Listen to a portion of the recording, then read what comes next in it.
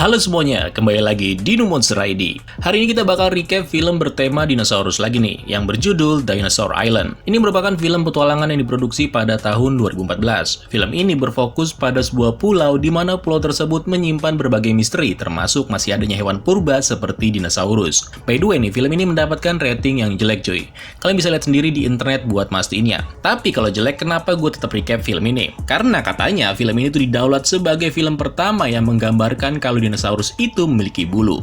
Mudah-mudahan seru ya. Gue sengaja nggak nonton dulu baru bikin skripnya. Takutnya kalau gue nonton dulu terus filmnya jelek, malah nggak jadi gue bikin cuy. Jadi gue bikin skripnya sambil nonton filmnya. Oke, kalau gitu duduk yang manis, and here we go.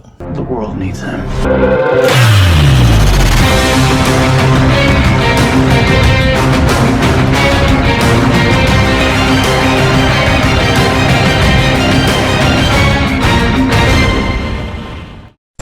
Oke, ceritanya akan berfokus pada seorang anak laki-laki yang bernama Lucas. Dia berusia 13 tahun. Seperti anak-anak seumurannya, Lucas tentunya juga harus bersekolah demi masa depannya. Dalam kesehariannya di sekolah, terkadang Lucas malas-malesan. Bahkan karena hal tersebut, seringkali menyebabkan dirinya disepelekan oleh guru dan teman-temannya. Tapi pada kenyataannya, Lucas ini sebenarnya anak yang pinter. Saking pinternya, guru dan teman-temannya sampai dibuat bengong. Physical and/or chemical metamorphosis in the original protolithic structure, blending in the rock. Another important mechanism in metamorphosis is metasomatism. Sepulang sekolah, Lucas dijemput oleh ibunya. Di sana, Lucas mampir ke rumah milik neneknya yang kebetulan rumah itu sekarang sedang dijual. Rumah tersebut memang sudah lama kosong.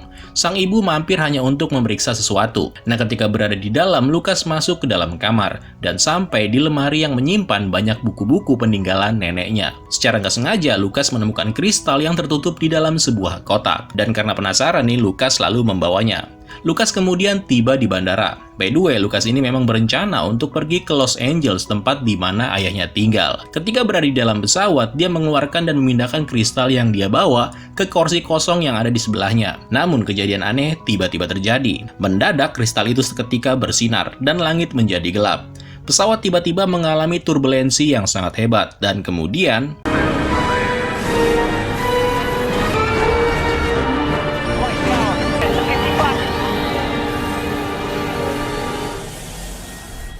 Lucas kemudian terbangun dan menemukan dirinya terdampar di sebuah tempat yang tidak dikenal. Lucas menemukan kembali kristal miliknya yang tak gimana caranya kristal itu tergeletak nggak jauh dari tempat dia berada. Saat sedang mencari tanda-tanda kehidupan, Lucas mendengar suara-suara kayak transmisi radio di kejauhan. Mau nggak mau, Lucas dengan terpaksa memasuki hutan. Tempat ini kayak semacam pulau yang dipenuhi dengan hal-hal misterius, kayak kapal laut yang udah karam dan juga makhluk prasejarah seperti Dromaeosaurus.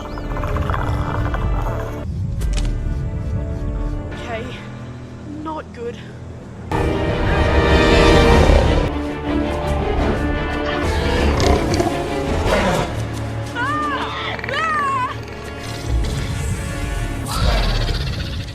Untungnya, Lucas diselamatkan oleh seorang gadis muda yang bernama Kate. Lucas kemudian dibawa ke tempat tinggalnya si Kate. Di sini, Lucas merasa aneh dengan sikap dan suasana yang ada di rumahnya Kate. Dia melihat banyak sekali lembaran-lembaran koran yang memperlihatkan berita tentang hilangnya beberapa pesawat di rentang waktu yang berbeda-beda. Dan benar aja, Kate mengaku kalau dirinya berasal dari tahun 1950-an. Menurut teori yang diyakini oleh Kate, mereka kemungkinan terjebak di sebuah tempat, di mana tempat mereka berada ini memiliki perbedaan waktu dengan masa di mana Kate dan Lucas berasal. Kate juga menjelaskan kalau dirinya memiliki ketertarikan dengan dinosaurus, di mana hal tersebut sama dengan minat Lucas terhadap dinosaurus. Dari sini Lucas masih belum percaya nih dengan perkataan Kate. Karena itu dia memutuskan untuk pergi dan mencari pesawat yang dia tumpangi sebelumnya, yang mungkin aja berada di suatu lokasi. Namun setelah tahu kalau bahaya banget berkeliaran di dalam hutan, apalagi malam akan segera tiba, maka Lucas membatalkan niatnya dan kembali ke rumahnya Kate. Lucas juga bertemu dengan seekor Sinornithosaurus yang diberi nama Mimos.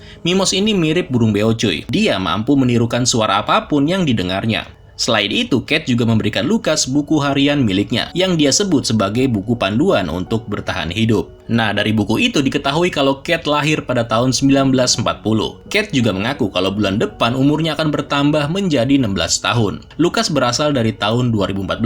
Itu berarti harusnya Kate sudah berumur 70-an. Kate yang tahu kalau Lucas berasal dari tahun 2014 kini mengetahui kalau ternyata sudah ada 2 pesawat yang jatuh dari abad yang sama dengan Lucas. Singkat cerita, esok harinya gempa tiba-tiba menggoncang, disusul oleh awan hitam dan kristal milik Lucas yang juga bersinar. Ternyata Kate udah tahu kalau itu adalah kejadian yang sama ketika Lucas datang ke tempat ini. Dari sini Lucas juga sudah tahu kalau itu adalah momen di mana pesawat tersebut masuk ke dalam waktu yang berbeda, termasuk dari masa lalu dan bahkan dari masa depan. Setiap pesawat yang masuk biasanya akan selalu kosong dan gak ada siapapun di dalamnya. Tapi kalau memang gak ada siapapun di dalamnya, kenapa Lucas dan Kate bisa ada di sini? I don't know. Nah, kemudian Lucas bersama dengan Kate pergi untuk menjelajahi lokasi di mana pesawat tadi diperkirakan jatuh. Kate berniat memeriksa, kali aja gitu ada barang-barang yang penting dan berguna. Selama dalam perjalanan, mereka sempat bertemu dengan beberapa iguanodon Bernisartensis. Those!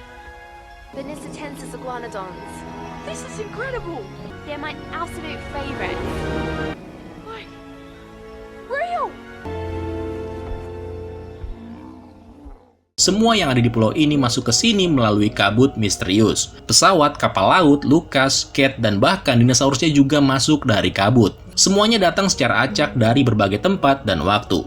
Kemudian sampailah mereka di lokasi tempat di mana pesawat terjatuh. Namun pada saat yang bersamaan, beberapa orang suku pedalaman muncul dan menangkap mereka berdua. Ketika sedang dibawa oleh orang-orang suku pedalaman ini, mereka juga harus menghadapi jenis tanaman raksasa yang bernama Nepenthes dan juga Venus Flytrap. Tapi untungnya orang-orang pedalaman ini berhasil mengatasi keadaan. Tapi by the way, orang-orang pedalaman ini masih pada bocah-bocah cuy. Malah tawa lu. Ya udah lanjut ya. Mereka kemudian dibawa ke sebuah desa, di mana di sana terlihat juga berbagai jenis dinosaurus yang ditangkap oleh penduduk di sini. Lucas dan Kate dimasukkan ke dalam penjara kayu yang bentuknya kayak piramida. Di sana Lucas juga bertemu dengan seorang tahanan lain yang kaget ketika melihat kristal yang ada di tangan Lucas. Pria tersebut dengan lantang menyebutnya sebagai Sing Sing Stone. You know some Sing Sing Stone. You know understand them Sing Sing Stone. Iya, Sing Sing Stone, alias batu yang bisa bernyanyi. Tunggu, kenapa batunya nggak dikasih nama yang keren aja gitu? Power Stone, Infinity Stone, atau batu bacan gitu yang kerenan dikit. Nggak harus Sing Sing Stone kan? Nah anyway, pria itu kemudian bersiul dan akibatnya sebuah kabut kecil terbentuk di antara kristal. Ternyata kabut kecil itu membawa sesuatu dari waktu yang berbeda. Sebuah koin dari tahun 1797 yang muncul secara ajaib di depan Lucas. Pria itu juga mengatakan kalau batu dengan bentuk yang lebih besar ada di antara gunung berapi kembar yang lokasinya nggak jauh dari sini. Dari sini akhirnya terungkap kalau batu kristal yang ada di dalam gunung mempunyai andil untuk membentuk kabut yang lebih besar, sehingga kemungkinan bisa membawa pesawat yang ditumpangi oleh Lucas masuk ke tempat ini. Bersama dengan Kate, mereka berdua lalu melarikan diri melalui lubang yang ada di bagian atas penjara. Kate sempat melepaskan beberapa Pterosaurus besar. Salah satu dari makhluk-makhluk itu berhasil mereka tunggangi, dan dari sana mereka akan menuju gunung berapi kembar. Lucas kemudian menyimpulkan kalau semua fenomena aneh di sini adalah akibat gelombang elektrik yang dihasilkan oleh sebuah kristal besar yang telah mencapai frekuensi resonansinya karena akibat aktivitas seismik sehingga menciptakan portal waktu. Portal itu diyakini Lucas kemungkinan juga dapat membantunya untuk kembali pulang. Lucas dan Kate kemudian mendarat di tengah hutan. Di perjalanan, Kate ini sempat gak mau untuk pergi ke gunung berapi. Lucas lalu menunjukkan kristal miliknya dan mempraktekkan seperti apa yang dilakukan oleh pria sebelumnya. Dia bersiul dan kemudian seekor kupu-kupu muncul entah dari mana. Lucas terus berusaha untuk meyakinkan Kate kalau mereka bisa keluar dari tempat ini. Tapi lagi asik ngobrol, tiba-tiba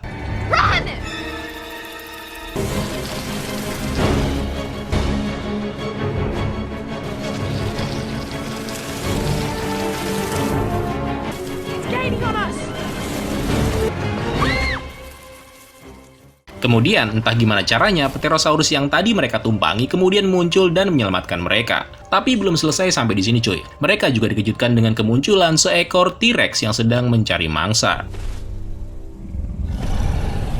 It can't see us if we don't move. Where did you get that ridiculous motion? It can see you just fine. Sorry bos, untuk kali ini Pterosaurus nggak bisa bantu. Kate bersama dengan Lucas terus berlari dari kejaran T-Rex. Mereka bahkan memasuki kawanan dinosaurus yang juga ikut-ikutan panik. Kate dan Lucas akhirnya sampai di pinggir pantai, di mana sebuah kapal karam menjadi tempat mereka untuk menyelamatkan diri. Dan bukan cuma itu, Mimos kemudian tiba-tiba muncul dan meniru auman sang T-Rex. dan akibatnya T-Rex pergi ketakutan. Bersama-sama mereka kini meneruskan perjalanan. Tapi lagi-lagi beberapa Dromaeosaurus muncul dan mengejar mereka. Sampai kemudian mereka berhasil mencapai tengah-tengah gunung berapi kembar. Nah, setelah mencapai lokasi kristal berada, Lucas lalu mengeluarkan sebuah toples yang kemudian diisi dengan air. Lucas ingin menciptakan suara yang dibutuhkan untuk memberikan energi pada kristal. Tapi tiba-tiba salah satu Dromaeosaurus berhasil masuk dan menangkap Mimos. Toples yang dipegang oleh Lucas juga terjatuh karena saking kagetnya. Untungnya, Cat berhasil mengelabui makhluk itu dan mengakibatkannya terjatuh dan mati. Nah, di sini Mimos yang sudah tergigit terlihat sekarat dan akan segera menemui ajalnya.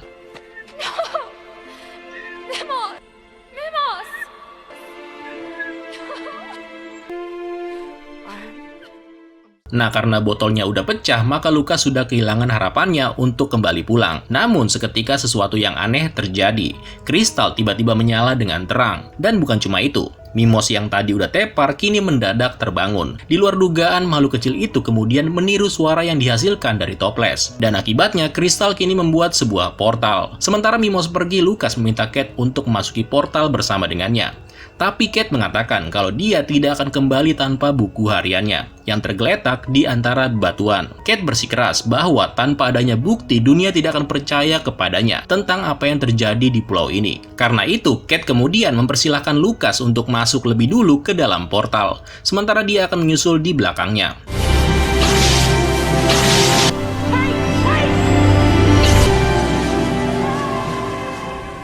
Lucas kemudian terbangun di rumah sakit, bersamaan dengan siaran televisi yang terdengar memberitakan tentang pulau misterius itu. Selain melihat ayah dan ibunya, Lucas juga bertemu dengan neneknya, yang bernama Catherine alias Cat, yang kemudian terungkap kalau neneknya ini sebenarnya adalah Cat yang ditemui Lucas di pulau itu, dengan buku hariannya sebagai bukti.